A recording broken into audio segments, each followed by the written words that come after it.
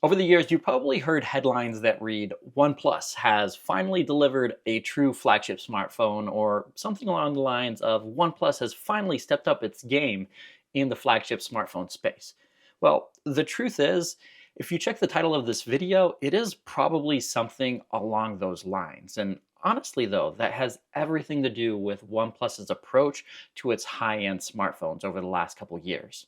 Compared to a lot of other brands, OnePlus has really always stood by its claim of uncompromised performance, but there's usually really just something lacking that has always made its smartphones really just fall one or two steps short of the competition.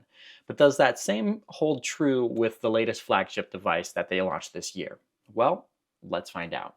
I'm Nick Gray, and this is my review of the brand new OnePlus 13. And before we get into it though, I'd like to ask you to leave a comment on this video and let me know if you've ever owned a OnePlus smartphone and if you are still using one or have moved on to something else. What I found is a lot of people do love OnePlus devices, but they really only try to experiment with them and stick with them for only one or two generations before moving on to something else. I think the reason there comes down to the compromises that I mentioned before. A lot of people find that they really just don't hit the mark year after year. When it comes to compromises, I do think that the OnePlus 13 does have its fair share, like a lot of other devices do, but there are also a lot of positives here. And the one that OnePlus is most proud of is the phone's improved durability. This includes upgraded crystal shield glass over the display, which OnePlus says is as durable as Corning Gorilla Glass armor, making it up to 4 times more scratch resistant. On a personal note, I've only ever broken one smartphone display over the years. I tend to scratch them up quite a bit though, since I typically have 2 to 3 phones with me at all times for all the camera tests that I do, which means that they're in constant contact with each other, rubbing on the front and back of the device, just putting scratches everywhere.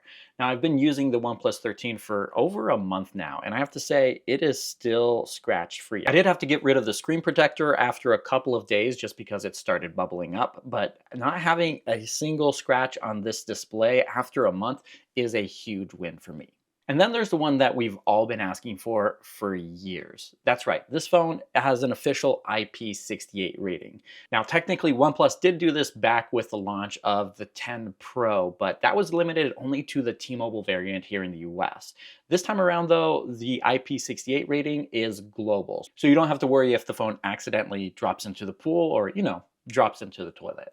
But then for some reason, OnePlus took things one step further. On top of the IP68 rating, they've also added IP69.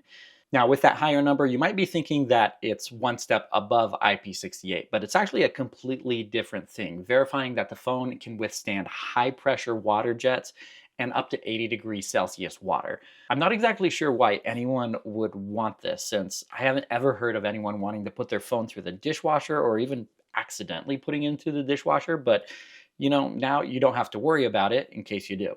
From a design standpoint, I'd have to say the OnePlus 13 does look pretty good. The phone comes in black, white, and blue, which is the one that I have here. The other two colors have glass finishes on the back, but this one here is a soft touch microfiber vegan leather, which feels a little bit like suede, and I have an incredible texture to it, giving it a nice premium feel. Honestly, it's probably one of the best feeling phones I've had in a long time. Personally, I think the design is a step in the right direction because I didn't really like what they did with the OnePlus 11 or the OnePlus 12. The polished aluminum frame is flat along the edges, but it does have rounded corners which do seamlessly meld into the back and the curved glass on the front. And of course, there is the signature alert slider on the side. That's honestly a good reminder just to mention how good the haptics are on this device. Honestly, it's pretty amazing. It's one of those subtle things that you really don't notice unless it's really good or really bad. And it just makes typing on the keyboard more enjoyable and even feels like something is happening inside the phone when you turn the display off with the power button or even just unlock the phone with the ultrasonic fingerprint sensor. OnePlus, I have to say, you did good here. Of course, since this is a flagship tier device, it is running the latest Snapdragon 8 Elite chipset, which translates into roughly 40 to 45% overall better performance across the board, which is really great if you're into getting those high frame rates on games like Genshin Impact or Call of Duty Warzone. But there's also another improvement here, and that's pretty significant when it comes to battery life, with this device getting roughly a 27% overall improvement when it comes to power efficiency. Pair that with the battery that's been bumped up to 6,000 milliamps, and you get a phone that can nearly last a day and a half on a single charge, just as long as you're not pushing it a little too hard. And if you do happen to be in a pinch and need a quick charge, the OnePlus 13 still comes with an 80-watt charger included in the box. Just imagine that. Well, at least in the US, because there are some markets that it's not included at all. In my test, I was able to go from 0 to 100% in just 49 minutes. But you should be able to manage to do that a little bit faster in other markets with 220 volt outlets, since that same charger also delivers 100 watts versus the 80 watts here in the US. And you might have heard that the OnePlus 13 has wireless charging this year. Honestly, I don't know why they keep playing these games with us. They had wireless charging for a couple of years, removed it, and now they're bringing it back again. And honestly, I don't know if it's going to be here next year again. The AirVook magnetic charger does deliver 50 watts of wireless power to the OnePlus 13, which is a lot faster than the Qi 2 protocol. The only downside here is that the OnePlus 13 doesn't have any magnets built into the phone itself. Instead, you have to buy one of their magnetic cases, which start at $25, and then that will allow you to attach the AirVook charger to the back of the phone. And this will charge the device in about an hour and 10 to 15 minutes. But the charger itself costs $80, which is really expensive. My recommendation, pick up a Qi 2 charger if you're going to be using one of their magnetic cases and go with that, because wireless power at this price, honestly, isn't worth it.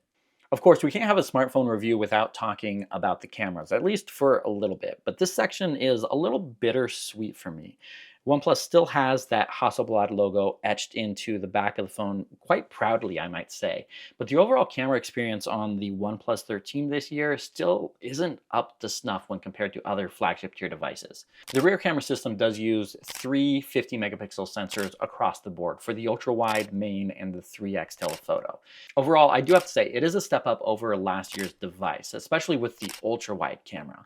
The main sensor also performs really well, with that Hasselblad image tuning adding a touch of warmth while also preserving just a little bit more realness than some other devices do by not completely overblowing the shadows. When it comes to portrait shots, it also delivers a nice, pretty natural background blur thanks to the size of the image sensor itself, even when portrait mode isn't enabled. The zoom camera, on the other hand, is a huge letdown for me. With more and more high-end devices giving us 3.5 or even 5x periscope cameras, being limited to just 3x feels like they really just dropped the ball here. But in my book, the one camera that did see the biggest improvement this year was the selfie camera on this device. OnePlus is still using a 32 megapixel sensor here, but the image processing has changed completely.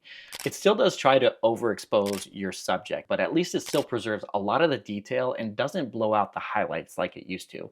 Pick up any other flagship device and compare it to the OnePlus 13, and that device is probably going to give you a much better camera experience. It's not that the OnePlus 13 has a bad camera. It can take some really good shots, and some of the videos turn out really good as well. It's just that there's nothing really that stands out with OnePlus 13. So we're getting close to the end here, but before we go, I do want to mention the software experience on the OnePlus 13. As a lot of you guys know, I'm a huge Pixel fan, and that has a lot to do with the software on Google's phones. But with Oxygen OS on top of Android 15, Oppo and OnePlus have done an incredible job, just giving a much smoother and cleaner experience than what you get on pretty much any other Android device from other manufacturers. They put in a lot of work into the animations to make the overall system feel a lot smoother, on top of that improved performance that we talked about earlier. But it's also just faster, since they pulled out a lot of the bloat that had built up from over the years, and the software itself takes up 20% less of the storage on the device than it did before. But honestly, it's the culmination of everything here. Even the small touches, like not having any bloatware, being able to add custom icon packs to the default launcher, or even be able to customize the wallpaper with custom overlays or blur effects so that you can make the home screen truly look like it's your own. Is the OnePlus 13 the perfect smartphone of 2025? I'd have to say, not even close. But if you are looking for a smartphone that doesn't break the bank, that delivers flagship tier performance, it does fit in really well in that category, starting at $899. As I mentioned before, please leave a comment and let me know if you have ever purchased a OnePlus device, or if you are planning on walking away this year with a OnePlus 13. Let me know what you think of this new device in the comments, and make sure to give us a like and subscribe to the channel if you want to see more. Thank you guys so much for watching, and I'll catch you in the next one.